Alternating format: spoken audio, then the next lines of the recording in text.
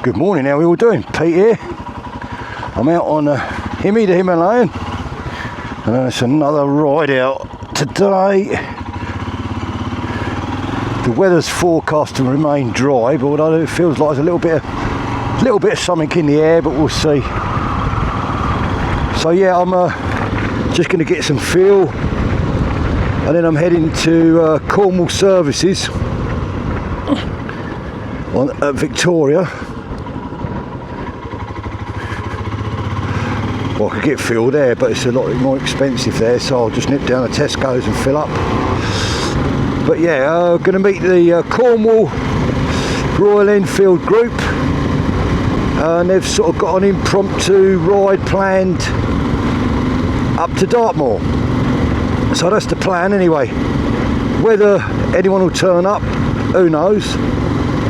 It's sort of a bit of hit and miss. Hopefully there'll be a few. I think there's a few of them want to go, so that should be good. I don't get out with the Cornwall group very often, so it'd be nice to have a little ride out with them.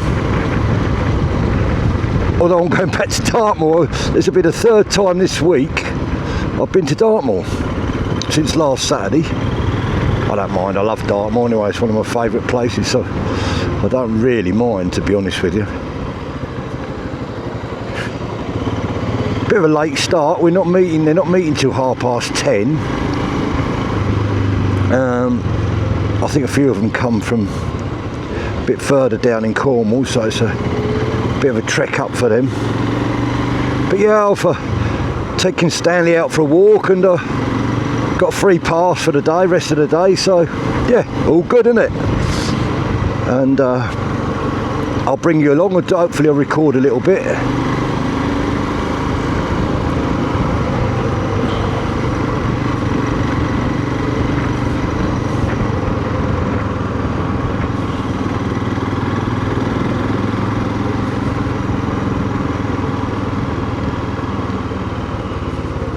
I'm thinking I'm going to probably take this bike to the Dragon Rally. It's been to 2. Well, it attempted 3. The first time it broke down on me on the A30. It did have a fault before I set off for the Dragon Rally, and it was my own stupid fault really. It was an air sensor valve which goes into the back of the airbox. It came up as a fault before I started. It started alright, went alright. And I got down near Oakhampton, and it just died on me, and we couldn't get it to start. My mate come out as well, and he's pretty knowledgeable, and we had a good spark, we had fuel, it just would not start. And anyway, I had to get it recovered, got it back home, ordered one of these valves from Hitchcock's. I think it was about 25 quid. Plugs in the back of the airbox, replaced it. I think what had happened, I've been doing a bit of off-roading, and it also had been so wet, I think I just got water ingress everywhere, and it failed, and it was peeing down when I set off, and that killed it, and that was it. So, but yeah, and then the next 2 times it made it easy to the Dragon Rally, no problems at all. So that is probably what I'm going to do, take the Himalayan. I've got my luggage boxes and everything, and I know the bike, and I'm not going to go fast anyway, so. There's a car here coming into Tesco's in front of me, so it wasn't sure which way it was going. It was in one road or the other. I mostly try and put an E5 into this bike, and in both my Himalayans actually, I try and put E5 fuel. I'd be interested to know what you guys do, those are with Enfields. I mean, obviously there's times when you can't, because you might be going somewhere on the motorway, then I'll just put the E10 in. But if I can, I'll put the E5 in, right, which I've just pulled up. So what I'll do, I'll bring you back in a bit.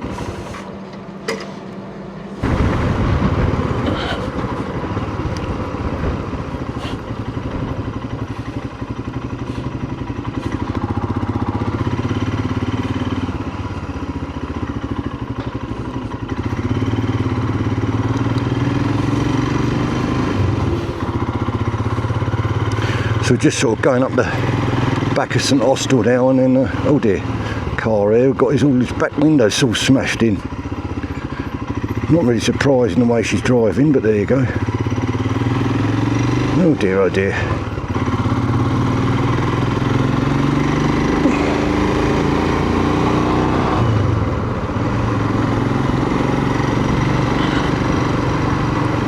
it's definitely true what people say. I think it's a bit of both. You sort of get used to them, but I think with these little Royal Enfields, the more you use them, the better the engines get.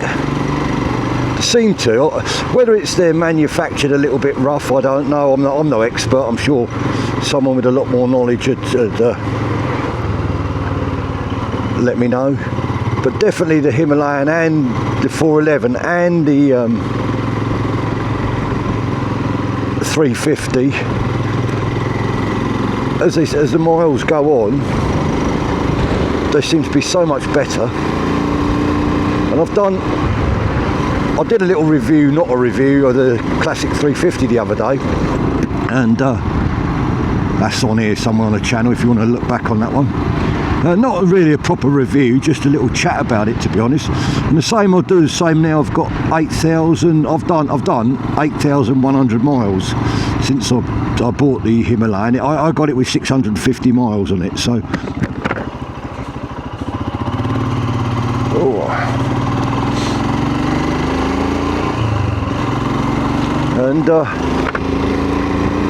and on the whole, I think it's been a brilliant bike. I've not really thought much about selling it or getting rid of it.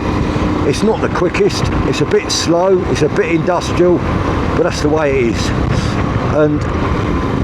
But for my riding, and for what I use it for, down the lanes and a bit of green laning and carrying luggage, I'm not going to be going that fast anyway. And it does everything it says on the tin, and more in my view. I've got to get a new tyre because I've got TKC 80s on it, and again, them tyres have been absolutely brilliant on this bike. The grip on them is pretty good on a dry road. On a wet, you've got to be a little bit more careful, I would say, but I've had no, it's not been stepping out at all or causing me any issues, so it's been great really. I had no problems with it with the TKC 80s. I don't do a hardcore off-roading. I've been down some gnarly old stony tracks and it's managed great. And like I say, I've been 2 Dragon rallies with the TKC 80s on. I think I've done about 6,000 miles on them. The front one's still fine, and if I was just using it on the road, the back one's still okay, but the back one is getting a little bit lower, so I'll probably change that soon. Just order one and get a new back tyre.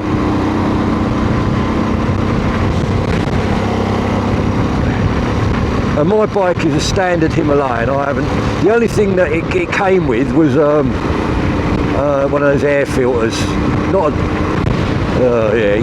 everyone knows one. But I've got a BMC one on it. It had a BMC air filter. Same sort of thing as the other ones, DNV ones or whatever they're called.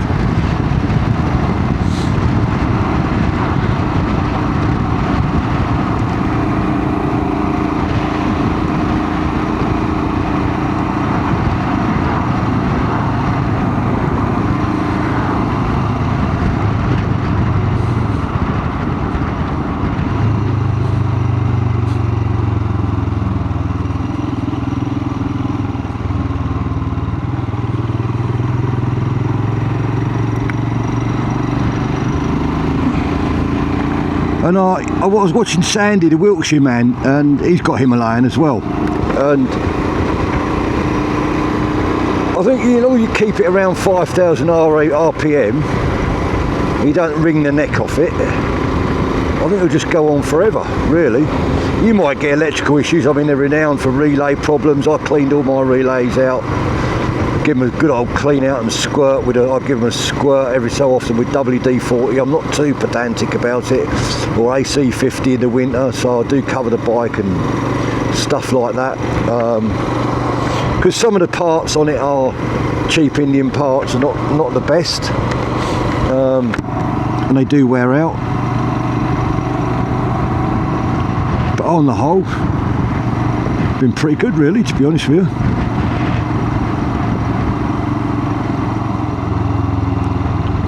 Like I say, I've had no major issues with the bike. No, I was setting the traffic lights now. I could jump them, but I'm not going to. Yeah, I mean, I've had no issues with the bike. It's been good as gold. I had that stop starting issue, and I tried a few things. I removed the evap on it underneath, threw that away. That was a waste of space, so I've got rid of that. And mine was absolutely solid. It's supposed to have sort of some crystals in it inside it. Mine was absolutely solid because the guy who bought it off, I think he'd obviously used it a little bit down some tracks or something, and it was like just all full of crud. So I cleaned it out. Well, I just got rid of it. I took it out and removed it. That's the only thing I've done. I changed the spark plug when I had that problem with the airflow valve, air sensor rather. But I didn't need to change the plug, and the other plug's sitting in the back in my toolbox just in case I have an issue with a plug. So yeah, I've had no issues as such. I've just changed the front pads. I've got the rear pads to change as well. So yeah, I'll do them. Yeah, it's all good as gold really. Just usual maintenance really. I change the oil and filters regularly. I don't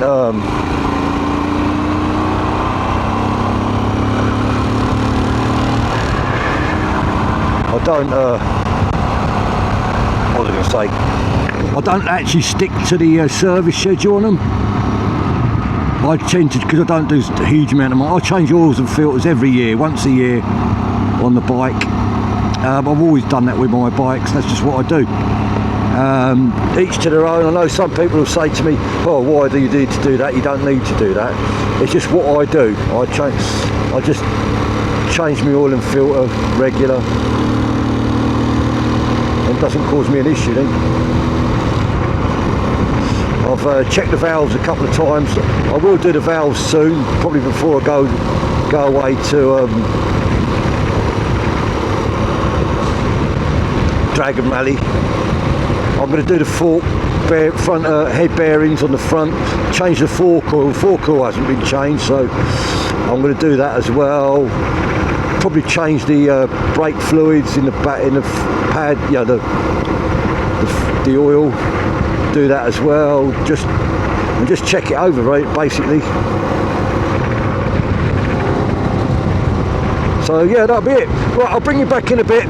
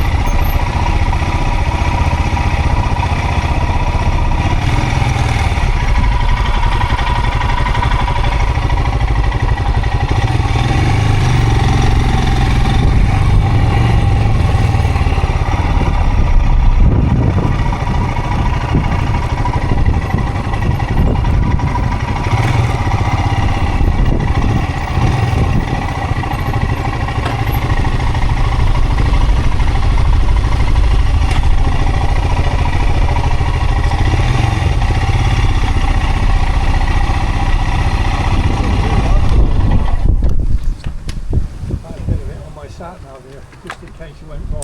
Oh.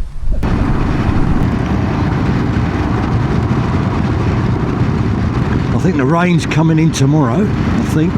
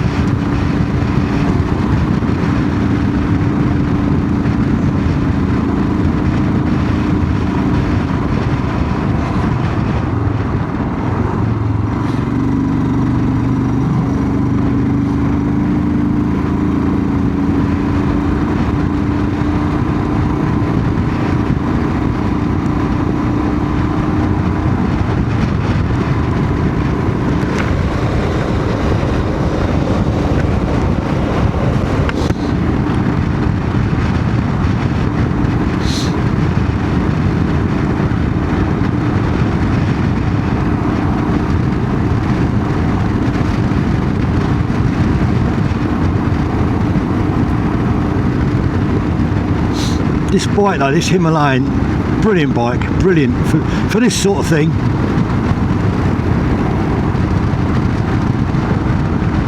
We were talking about that, how the small capacity motorcycles, you know, you don't need a big bike to go anywhere. You can go actually more places on a smaller bike. I'm not saying a big bike are not nice, of course they are, they're lovely, yeah, big engine, power, but for a lot of the time they're not really suitable for down little lanes.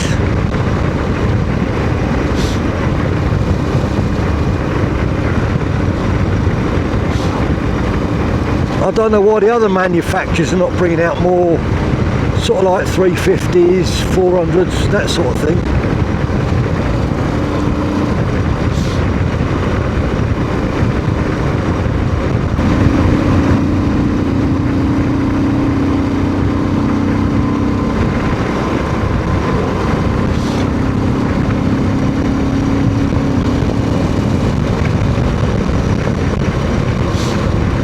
Saying that though, Triumph have brought the 400 Scrambler out, and I know that's a good bike. My mate's got one of those that he's, I know he's been, well, he went touring with us in Ireland, and that's a brilliant little bike. Keeps up national speed limits and all that sort of stuff. And then you've got like the Honda CB350, so I think they are starting to wake up, these other manufacturers, and they need to really.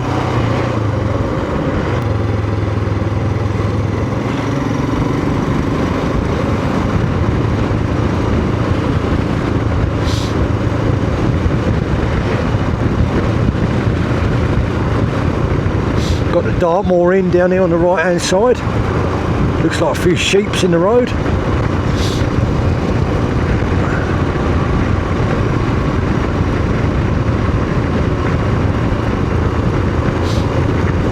Certainly getting cooler.